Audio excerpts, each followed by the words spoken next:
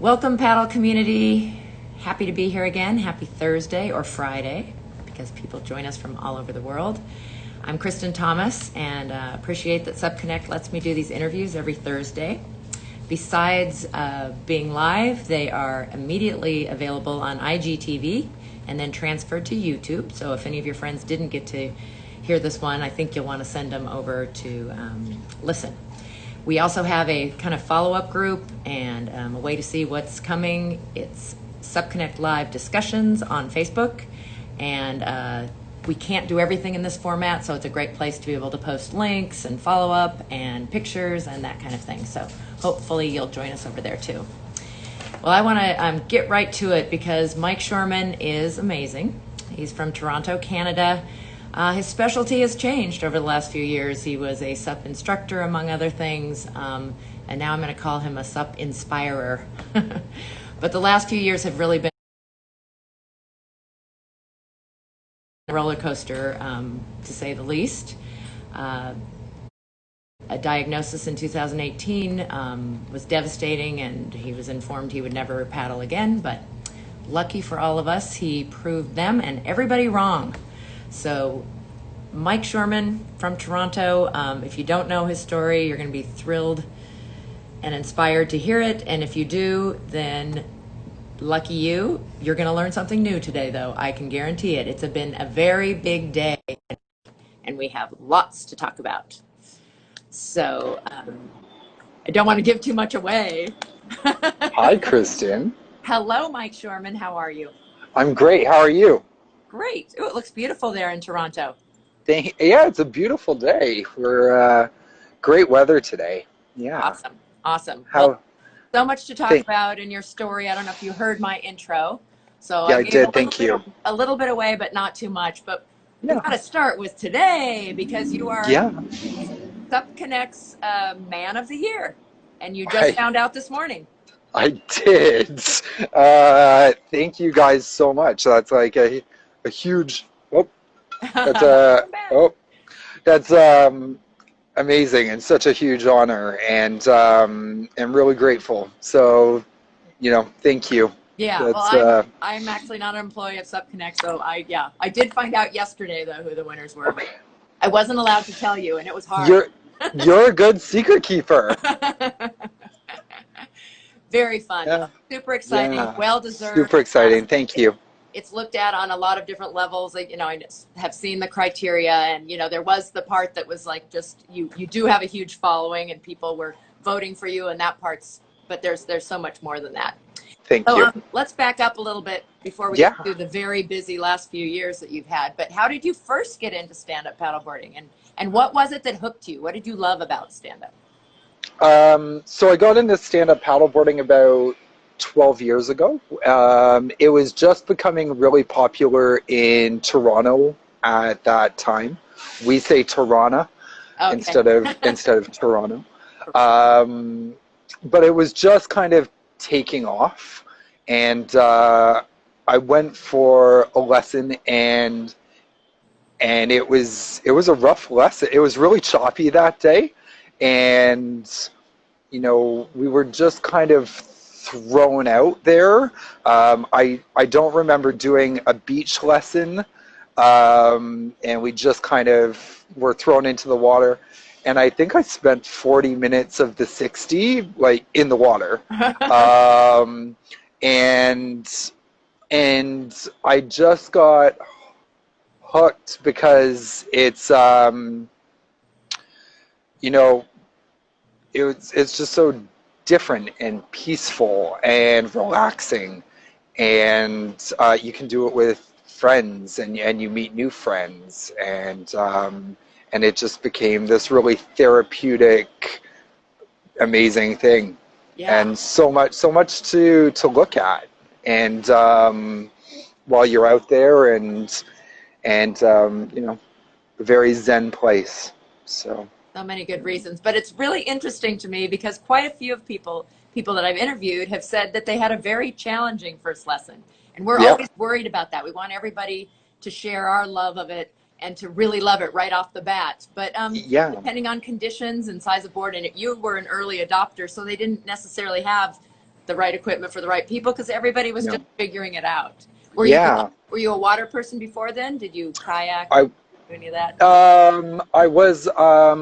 I was in competitive swimming Mm. in my early years. I wouldn't like I've been canoeing, but stand-up paddleboarding was really um, you know a, a time when I got a greater appreciation of being outdoors Yeah, and being on the water. yeah. So yeah. So you did become an instructor with Paddle Canada, which seems like a really strong program you guys have up there. It is. It is. It's a rigorous process, and they're very um, yeah. It's a tough certification, um, but it's amazing. Yes. And we've got amazing coaches with Paddle Canada and amazing people going through the program. That's So. a good network. And Yeah, did you kind of specialize in the safety aspect? You had said something about working with. yeah. So part of the program with Paddle Canada is, going over water safety and, being very aware of conditions and your routes that you're traveling and navigating winds and all that good stuff to keep you safe. And when I started my business, I started working with the Canadian Safe Boating Council as they do. We have a long holiday weekend in May, just after Memorial Day in the U.S. And that's kind of the kickoff for boating season in Canada. And they do a media day and they invite the media to educate the public on safe boating in Canada. And they really wanted a personality for that. And they thought it would be fun to have a paddleboarder.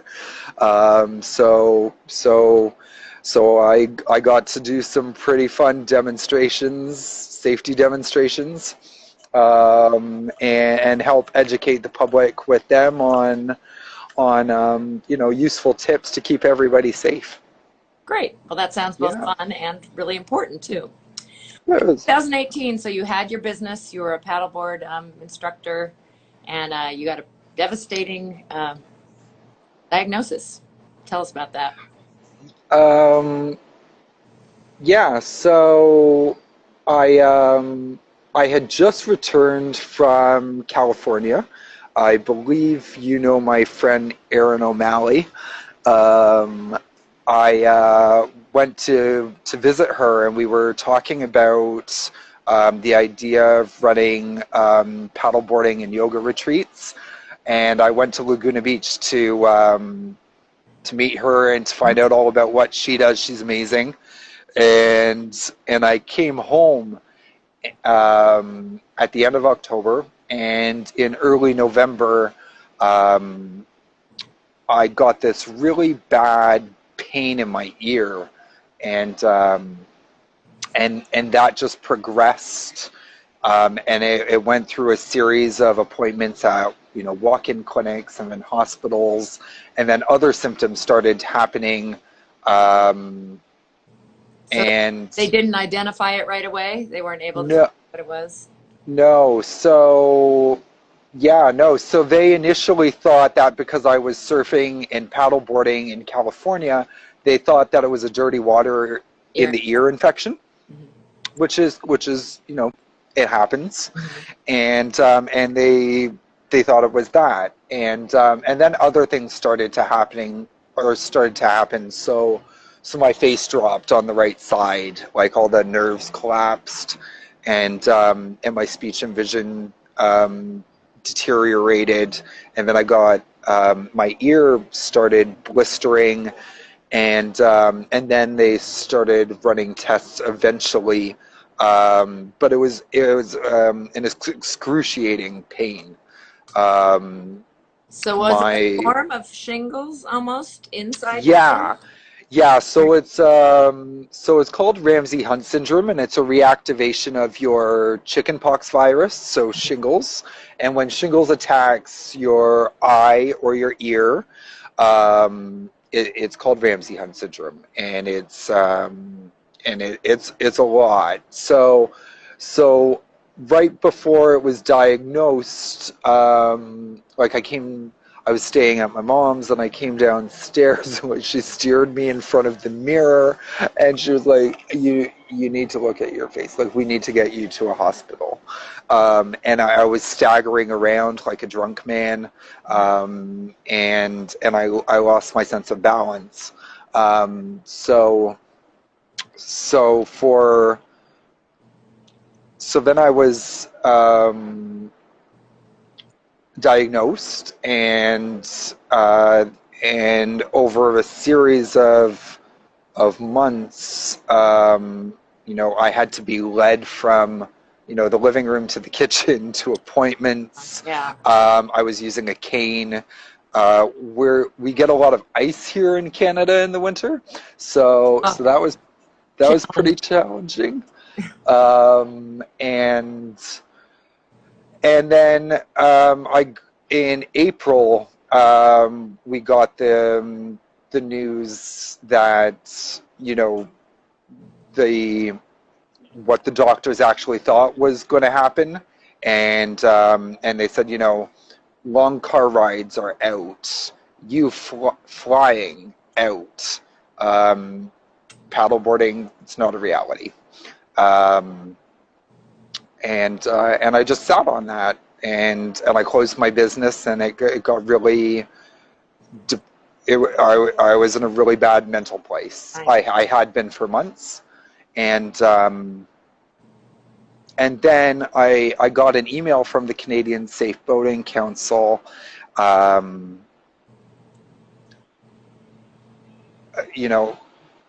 In early May, saying, we'd like you to come back if you're up for it. And I said, well, like, I thought, like, how am I gonna do this? And then I thought about it, and I said, well, I don't have a business to promote, but I know other people who do, and let's get them some exposure, and let's continue this. Let's do this. So I called some friends of mine who have paddleboarding businesses, and I said, let's go out and do this if you guys want to. And they said, yeah, let's go, let's do it. And then at the end of the day, they said, why don't you try getting back on a board? So vertigo and dizziness is a big part of my condition. I do a lot of sit-down paddleboarding now, and yeah, it's like being on a not all the time, but like going upstairs and tunnels and lights affect me, and they said, why don't you go out and we'll be right beside you, and they were amazing. And I lasted 3 minutes sitting down that day, and that was the beginning of everything that's happened. So was that a big turning point, like mentally, like that you got on the water and I can do this, kind of? Did that, because you have such an attitude of I can do this, but it's completely understandable that things like do bring you into depression, mental health. Yeah, no, I like the mental health journey that I went on, that November through to May, it was just one knock after the next, and I lost my independence, my business, I lost my social life, and it was really tough. So to get that boost of I can do this, you know, a couple weeks after going out for that 3 minutes, I went out again, and we tried for 5 minutes sitting down, and then we tried for 7 minutes sitting down, and then by early July, I stood up for the first time. Amazing. And yeah, so that was, you know, pretty cool. Very. So where along that path, because just over a year ago, you won an amazing competition. I mean, where did that come from? I mean, you were progressing here with getting back to paddleboarding and changing focus. How did you decide to enter this competition of speaking? So I have a friend, her name's Patrice, she's amazing, and I went to visit her. I was around her work, and I popped in one day, and she said, I walked in very slowly. I was using a cane, and I had an eye patch because when you have facial paralysis, like just general wind hitting your eye is really tough. So I was wearing an eye patch. I looked like a pirate. And I walked into her office, and we're talking, and she said, so what are you gonna do? So what are you gonna do now? Just casually. And I was like, what do you mean, what am I gonna do now?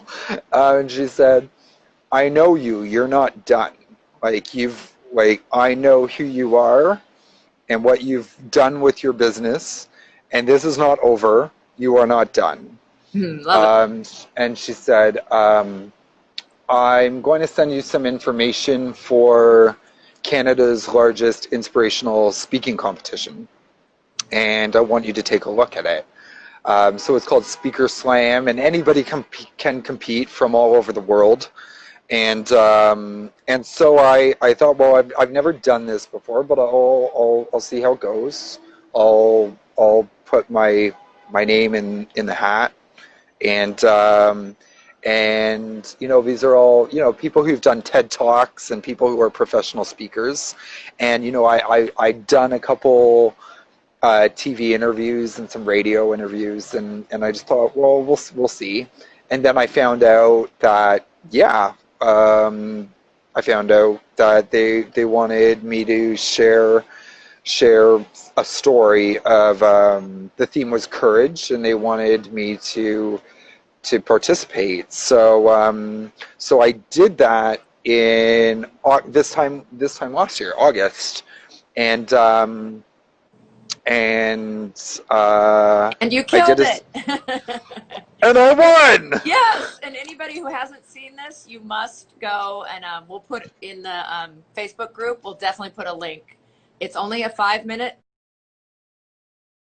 3 million and a half people have seen it, and it really is so good. Thank you.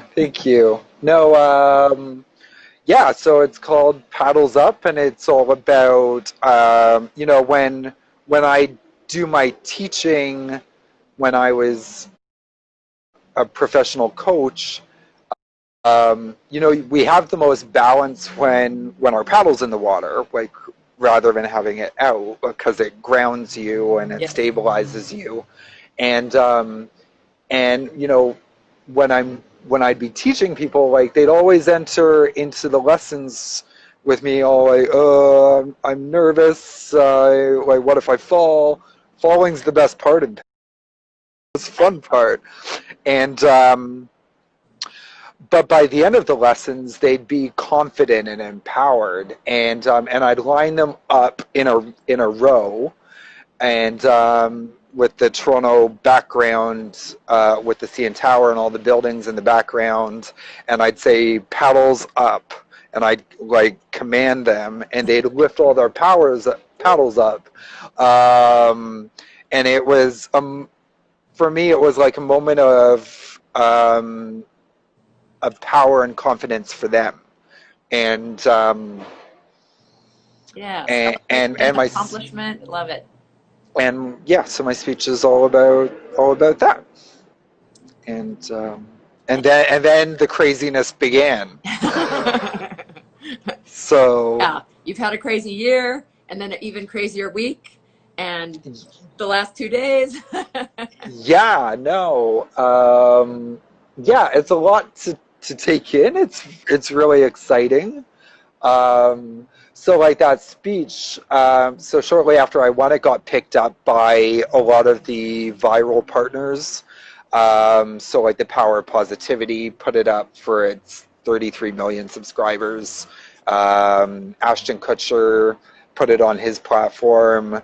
And then the paddleboarding community, which is like crazy, super cool.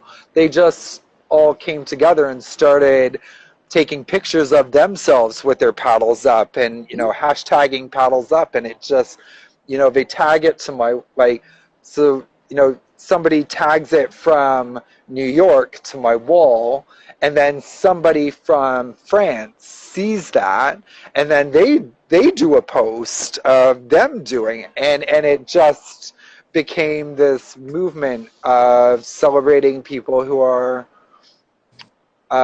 struggling with their physical and mental health, and it just became this beautiful, beautiful thing that's carried over. Well, So, I know it's so much bigger than just paddle sports, as you said. I mean, it inspires other people and has gone viral. But we've talked about our community and how wonderful it is, and I so yeah, agree. So it's pretty neat that how motivated people are to help, to open to being inspired, to help each other. yeah. Off the water too. Yeah, no, I just had a conversation. I was out doing a night SUP adventure last night, and I was talking with the guy who leads it, and he said one of the greatest things you can do when you're paddleboarding is to just connect with other paddleboarders, and connect with other people on the water, and make relationships and form friendships. And this community is so connected. Like I've connected with you, I've connected with Aaron, Well, you're coming John, to visit. John, Like Maggie Adams, who just did. She just did a viral paddle for mental health. she's amazing. Yeah, so you're coming Yeah. to meet her. You're Congratulations, Maggie. She might be out there, or she might be on the water teaching. She might be on the water right now. Yeah. Yeah. Busy. Yeah. But it is Yeah. it's about so many things, like you were talking at the beginning about. It's really hard to say what one thing hooks us with stand-up paddling, because there is the connection with nature, and it is this Yeah. Zen solo thing, and yet Yeah. it's a great community of people. So I'm going to Yeah. ask you my chicken and egg question. Do you think Oh boy. stand-up paddling turns people into good people, or good people are attracted to stand-up paddling? Oh I no. just think they're amazing. Is there even an answer to that one? Oh, it's like a both. Yes, It's a it is both. both, And isn't it? Yeah. yeah. No, I know personally, mentally, paddling is, especially during like this COVID that I've been able to get on the water, is my relaxation, is my mental health. Whether I'm training with my training group or by myself, they both have these amazing benefits. Yeah, no. Like even if you can just get out once a week, it makes a huge difference in your mindset to just be on the water. Mm-hmm. There's just a calmness that it brings. Yeah. And it helps you mentally deal with all the things, the anxieties, the stresses that we're all going through right now. And it lets you connect with nature and other people, and paddleboarding's done so much for me personally, professionally, and it does for everybody. That's wonderful. So, yeah, somebody made a nice statement about that they're people, that you're visiting a friend, and she said that people helped you so much, the water helped you so much.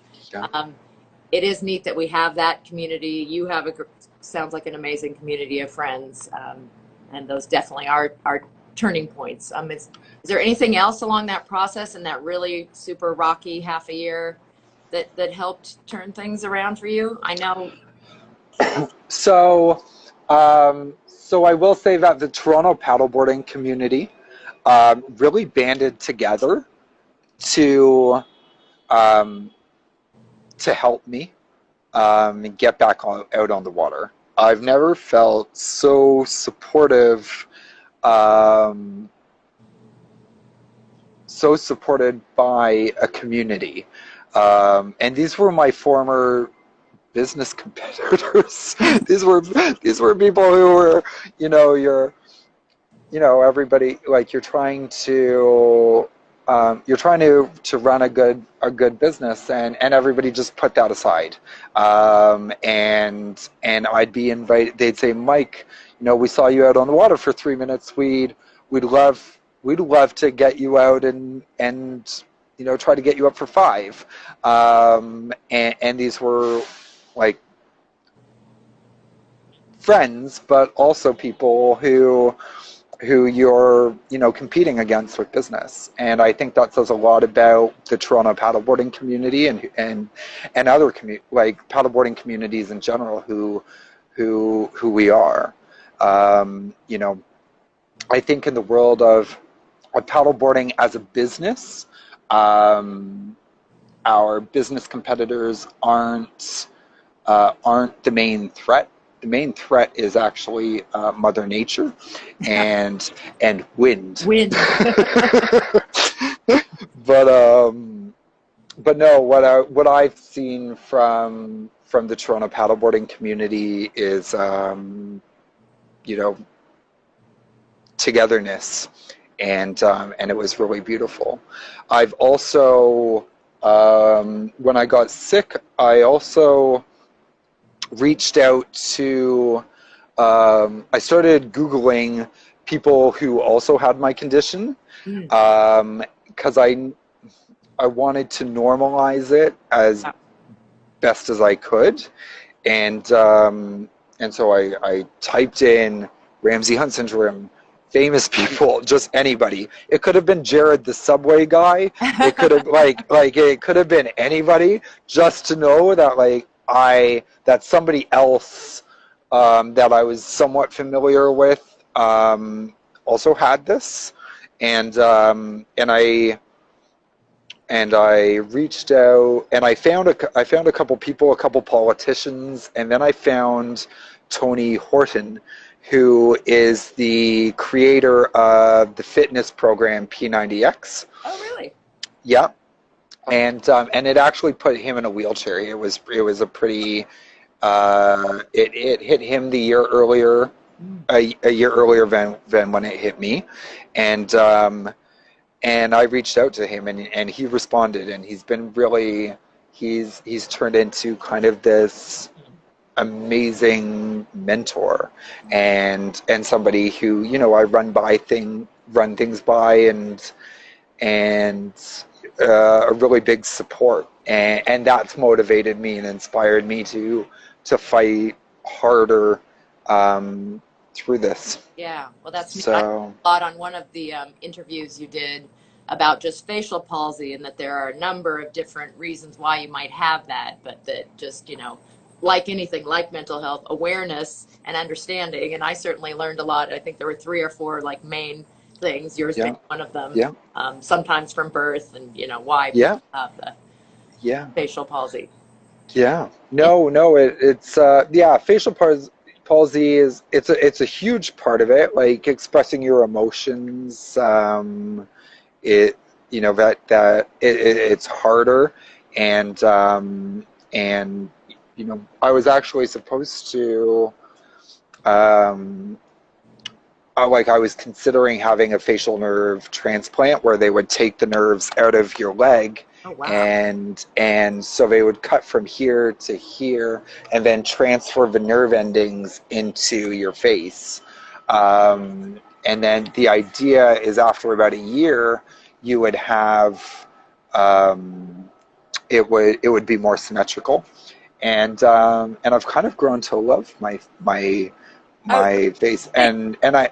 You're a handsome man, and I love that your one eyebrow. You are very expressive. Shucks. And I read lots of emotion in your face. I know, Thank you. who needs some? Yeah, no, I've kind of decided, but like I wasn't mentally there. There has been quite a lot of healing in that part of that, um, and I've kind of grown to accept it and to, this is a part of me, and to kind of embrace it, and to let that part of it go. So, Well, you have a wonderful attitude. So, thank you. something brand new that's coming out of this is Yes, a book. a book. Can we talk about it? Yeah, we could talk It's about book launch time, right? It is book launch time. Yeah. Tell us a little bit about it, what we can expect, when we can get it, when you're signing autographs. So the book is called Crash and Rise: Diaries of the Unbalanced Paddleboarder, and so I did a 5-minute speech last summer, and it did a lot for me and for others, and this is the story of my life with paddleboarding, and what that's all about.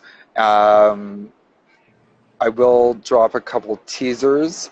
The book doesn't start in Canada. It starts somewhere else. And the book goes through, paddleboarding as a hobby into a business, what that looks like, and then everything. And when I say everything, I mean everything. I'm a little bit nervous. I'm talking about a lot of mental health stuff in this book. Yeah, very personal. And that's quite nerve-wracking. I'm talking about things that I haven't spoken about publicly before, and yeah, no, it's been an amazing project, and I'm really excited to be releasing it. So. We are very excited for you, so we'll be looking for it, and let us know if you're So we are, I believe we're dropping, I believe the pre-sales start at the end of August, and the book officially launches October the 12th. So very exciting. Yeah, I saw the SUP FM just joined, so you guys are going to have to add to your book list. They have a book list, like a reading list. Yeah. Oh, yeah. Awesome. For us. Hey, SUP FM. That's going to have to be added. Well, you've done some traveling, too, and there are some questions we always like to ask everybody, and one of them is favorite places you've gone and maybe destinations you want to go. I was going to save it to the end, but you went to India with 3 paddleboards? I know, it's crazy. Tell us that one. Don't ever travel that far with 3 paddleboards and then think that you can go backpacking across the country. It's a lot of work. Sounds like it. No, it was so paddleboarding, in different locations in India was pretty amazing. I got one of my favorite experiences was I got to paddleboard, and I don't think anybody's done this. They looked at me like I was crazy when I did it, but I showed up at Dudsagar Falls, which is the 4th largest waterfall in India. Wow. And it's a 4-tier waterfall with a train. It's really picturesque. There's a train that runs along that route. Really? And cool. and people go there and take these beautiful pictures. And I showed up with this this paddleboard, and when we got there, we had to travel by Jeep, and I had the paddleboard on top, and we had to travel by Jeep for about 40 minutes, and then it was about another half an hour hike to get up to the waterfall. And I got in there, and it was the most amazing. It was all of these tourists swimming inside this waterfall, and they provide life jackets, and they had some lifeguards manning the pool where all the water is falling into, and I show up with this huge paddleboard, and I get in there, and I was overtaken. All of the I've never seen so much commotion or excitement. So I got I think maybe 2 or 3 minutes and an epic photo, and then they just took over and took my paddleboard, and it was one. And they just they were jumping on it and falling off. It was one of the craziest, best things that I've ever seen. Well, you're an ambassador on many levels. It sounds like you were bringing stand-up paddling to a bunch of places in the world too, maybe in your travels. Yeah, no, it was. Okay, I hope you can send me that picture. I want to add that to your little picture file on our. I can of course send you that picture. It's one of the. Train goes through a waterfall. That's cool. Yeah. No, it's pretty cool. Some other favorite places? I know Toronto has, of course, the giant. Yes. Other places. Yes. So Toronto's got Canada's got great paddleboarding locations. I paddleboarded in out in Vancouver, which is beautiful. But Toronto for me. And I talk about it in the book quite a bit, but it's got this just we've got we're very lucky with our skyline. We've got an amazing skyline, and at night it just lights up, and as you know, the sun's going down, the planes we've got a city airport right where I used to teach, and planes are landing on top of you. You've got the CN Tower and all the buildings, and then the sunset goes and all the city lights turn on, and it's magical. In fact, that photo, if you didn't quite know what you were looking at, the promo for this talk is the word Toronto, right? Spelled out. Yeah. Along the shore somewhere. It's only some of the letters, so people probably didn't know that. Yeah, so that's actually, that photo is taken right before, so right before I went to see Aaron, right before everything happened to me. When I shut down my season that year, I invited all the owners from all the businesses in Toronto, all the paddleboarding businesses, to come join me for a photo shoot in the city fountain. So at City Hall, we have this huge fountain. It's massive. It's like 3 ice hockey rinks, and in front of and there's fountain, there's water spraying out, and then they've got the big Toronto sign, and I said, let's all get together and I'll get an amazing photographer, and let's go and celebrate an amazing season. And it was one of the first. It was just an amazing experience, and we all kind of bonded through that, and the pictures are fantastic. They're amazing. Isn't it amazing that we're so addicted to water, like we talked about. Any Yeah. water I see, almost I think, can I paddle that? You know, I know. how can I paddle that? Yeah, how can I paddle it? There's Yeah. a pool over there. I'm going to put a paddleboard in it. There's, yeah, like, Absolutely. but no, like paddleboard, like, California is a beautiful place to paddle. Where you're in California, where are you? I am in Laguna Beach.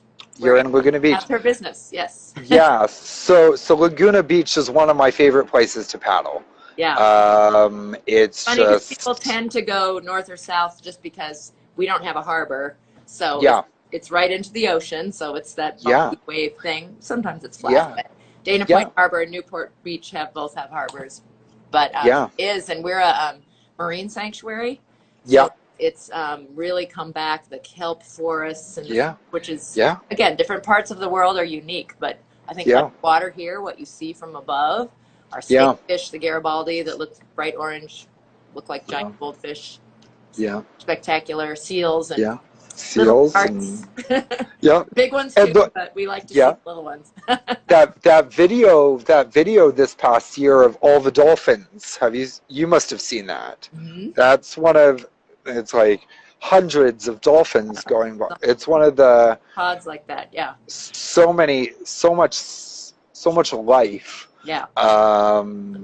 Yeah, it's a Also beautiful different. place. I love what you said, because one of the surprises to me was, as much as I am an outdoorsy person and love the mountains and lakes and everything, city Yeah. paddling has been spectacular. And I know. race a lot. I use racing to get to destinations and to meet Yeah. with community. But Miami and Florida, who would have Yeah. known going up? I know. You're trying to avoid manatees going up the river that has Yeah. the history, not all wonderful, amongst all these tall buildings. I know. Spectacular. I I mean, know. race I didn't go Yeah. to that was around the Statue of Liberty. I know. How cool is that to be able to do Yeah. that? I have on my bucket list going to Paris. I mean, being on, Yeah. going by Yeah. the tower, even if Yeah. it's December and freezing. Yeah, no, like the bucket list. So like it could just go on and on and on. And especially now, like with everybody, with so many people sending these posts of them with their paddles up from their countries and their locations. It's just like I've got ones that have come from in front of the Statue of Liberty. I've got ones that have come in from like in front of the Eiffel Tower. Yeah, fun when you places that you can right. Gosh, yeah. And it from Chicago. Chicago's got a great waterfront, and yeah, just so many city paddlings. Yeah. Pretty cool. Yeah, it is really. Yeah. Again, any water. Any water. Give me a little water now and see if I. Yeah. Is it wide for my board? A little river that nobody knows about. Yeah. We'll take any of those. Yeah. Well, we'd love to get some tips from you, and you, of course, have your instructor background and everything, and maybe some of these things have changed as you were challenged to relearn how to paddle. But just in getting started stand-up paddling, maybe 3 tips of things to do to help you get started. So this might be back from put your instructor cap on from 2017. Okay. Or things that, I don't know. So when you're starting out,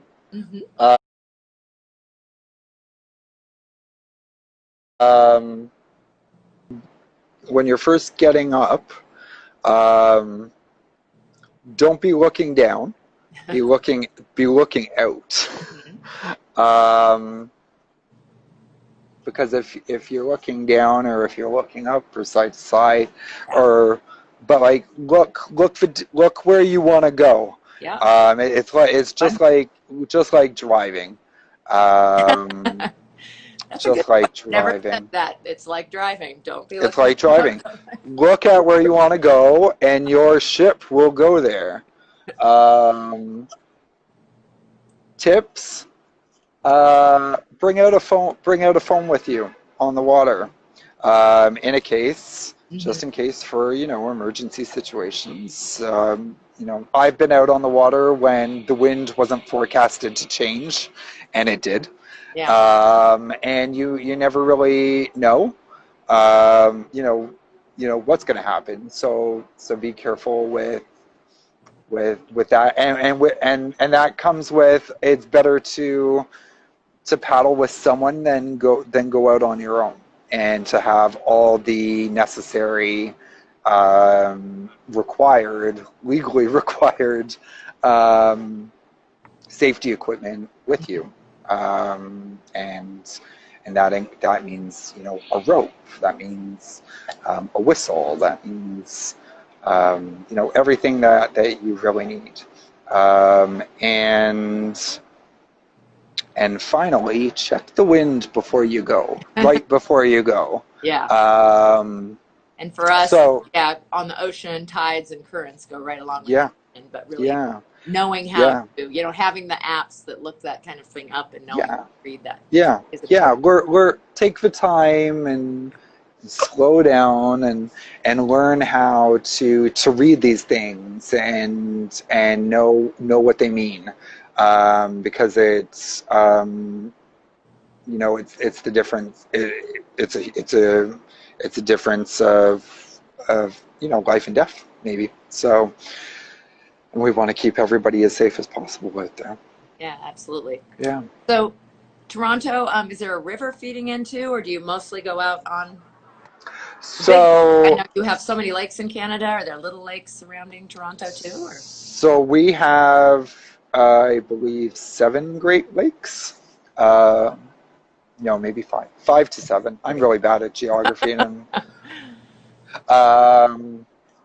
So we are right on Lake Ontario, and Lake Ontario separates us from Rochester, New York. So if we've had, Marilyn Bell, she swam it years ago. And I believe people have paddled across Lake Ontario. I think there might be a crossing rate. Yeah, it's like 32 miles. I don't know what point they go to, but I'm pretty sure Ontario's the lake. One of the Great Lakes has a crossing. Yeah. So I believe it's Lake Ontario that does a crossing. But no, we have different. So the lakes connect by rivers, and so I paddled on a series of rivers that connect, from Toronto to Ottawa, and there's just so much water in this country. It's a beautiful place to explore. Yeah. And then we're wedged between, the Atlantic on our east coast, and then, the Pacific on the west coast. I do love paddling on the Pacific. I know some people find the Pacific a little bit rougher than the Atlantic, but it's vibrant. It has a lot of energy, doesn't it? Yeah. Yeah. We do. California doesn't have a lot. Southern California doesn't have a lot of water inland. We have reservoirs. Some of them are limited to whether we can paddle. So pretty much everybody is, the Pacific is part of their paddle experience if you live in Southern California. If not, the biggie. Yeah. No, when I was there last, I did right before everything happened with me.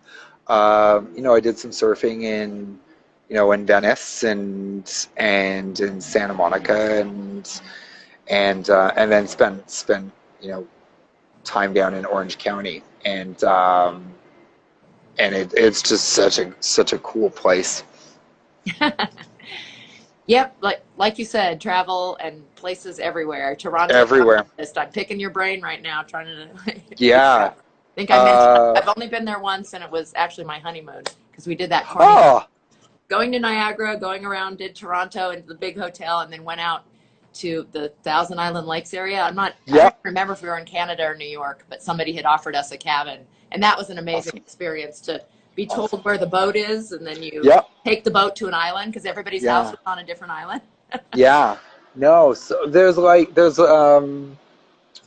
so portaging's quite big in Canada, like people going on SUP Adventures, and bringing their. Portaging. I've never heard it pronounced that way, but it is. Is it a French word? Probably is, huh? I think so. Yeah. I maybe portaging. Portage. Yeah. And just Well, Olympic maybe. swimming has that in their race, in the marathon racing, right? Don't they? Yeah. Have to pick it up, Yeah. and run or kayak. Yeah. Like, Yeah. Yeah. No. But that seems like it makes sense if you have a lot of lakes and they're close enough together that you can. Yeah. No. It's it especially right now with things being so different. I know a lot of Canadian paddlers who are picking up and going on adventures right now, and attaching paddleboarding to camping and Yep. and maybe exploring, not just doing paddleboarding, but maybe going a little bit further and doing a little bit of whitewater supping and yeah, it's pretty amazing actually to see what's going on with paddleboarding right now. Like normally in Toronto in the summer, everybody's out watching the Toronto Blue Jays playing baseball, or going to movies, or going to theme parks and stuff like that. And this year, everybody's being a little bit more creative, being forced to be a little bit more creative, and that's been great for paddleboarding. I know a lot of the businesses in Toronto have really benefited from it. Yeah. And it's been a really. I know they were really stressed and really worried about it. Yes. They had a late start, but then it was boom. Yeah. And I think it's been that's been great for the paddleboarding community. It has. Here. It's a really unusual switch and benefit because it was so scary the first months and businesses weren't open. But as they were able to open, the stores that we're in touch with the industry association, they're selling out of boards. They don't have enough inventory. People want to buy. People are taking them. People want outdoor activities. I live in open space and trails. I've never seen so many people hiking and biking ever. So the outdoor world, and you mentioned camping and all of that, is exploding right now. There's the pluses and minuses to everything. We also hear that places are overcrowded, and actually there's a new population of outdoorsmen that aren't necessarily good about picking up their trash, or there are things. There's education to be had out there, but definitely it's a really exciting explosion at the just getting started into SUP level and with the outdoor world that is a kind of an amazing benefit, because we want everybody to love the outdoors. It's an important.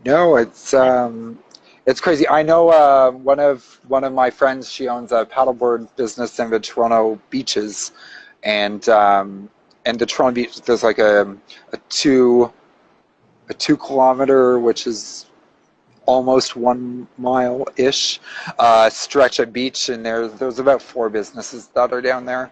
And one of the board distributors, his name's Aaron, he runs Blue Wave SUP in Canada. And he sold a lot of boards to summer camps last year, and I was talking to people and to him, and I said, how's your season going? And he's like, crazy. like I've had to contact, because those summer camps weren't running this season because they transitioned all the kids camps to being online. And he said, I went back to those summer camps, and I said, if you're not using those boards, can I buy them back? And because there's just such a demand for people being out there, and that's it's. Well, you have helped inspired. Our unusual circumstances have inspired in a different way, but thank you for all that you have done.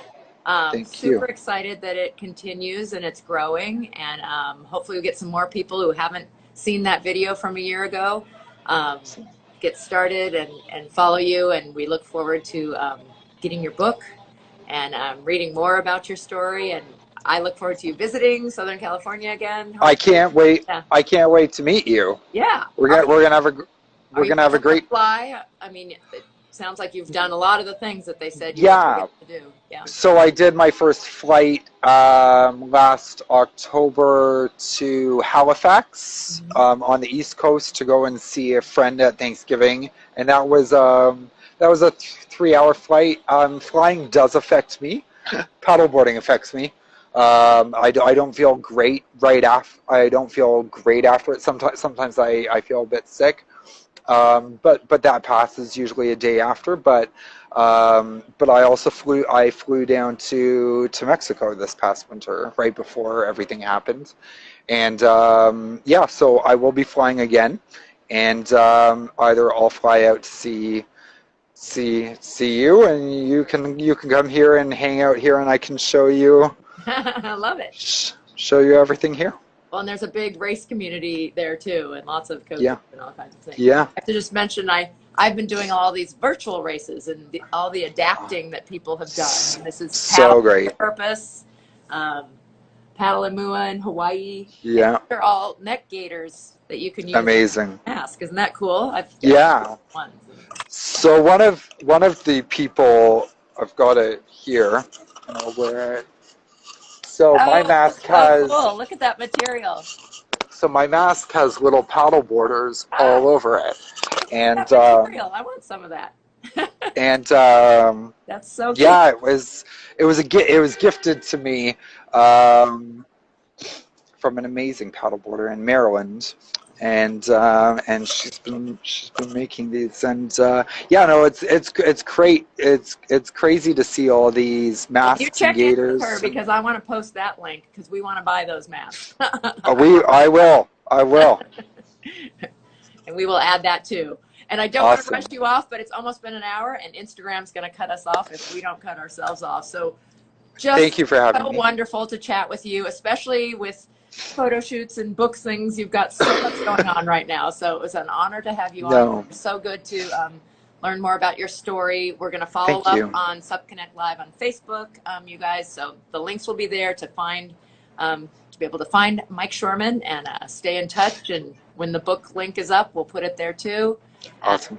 Love to get some photos. I've already stolen a couple, including last night's LED paddle with the lit up paddle. So much fun. So cool. That's a great so much fun. Yeah. Yeah. Thank you so much for having me. Yeah. And thank you, Supconnect, for letting me do these Thursday interviews. Thank you, Supconnect. Yay. Thank you. Take care.